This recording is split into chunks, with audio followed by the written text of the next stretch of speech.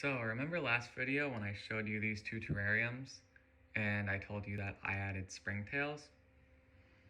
Well, in this one, as well as an abundance of springtails, I'm also seeing a lot of tiny white worms. Now let's see if I can get a focus on one. Yeah, here's a couple right here. I'm not sure if they're some species of nematode or just baby earthworms, but I find them really interesting, and they might end up playing a very important part in this ecosystem. And with this one, as well as an abundance of springtails, there's also a lot of mites. Like the last one with the worms, except this one it's mites for some reason. But that is very interesting, and they might play a very important part in this ecosystem as well.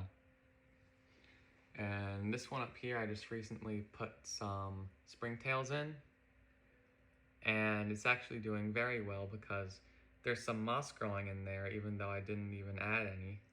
And there's this tall plant growing in the background, which I find very nice, adds to the general appearance, and I have high hopes for this one. This is a very new one. I just made it out of a salsa container, and I sort of sloped the dirt up against the back of the container to make it look like a sort of mountain range. And I added a little clover plant in there just because they're very pretty little plants, and I hope it survives in there and thrives and maybe even grows more, but I don't know about that. We'll see what the future holds for it. And I also added some moss, which is definitely going to grow along the sides.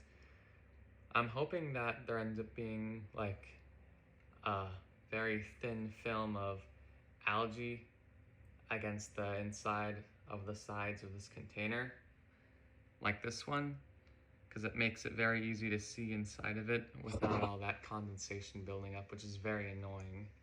And I also put a nice drainage layer in this one.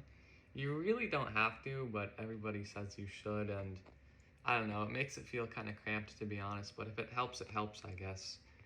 We'll see what happens with that. And yeah, that's all I have to say for this video. Thank you for watching. Also, I'm sorry about my family yelling in the background like a bunch of morons.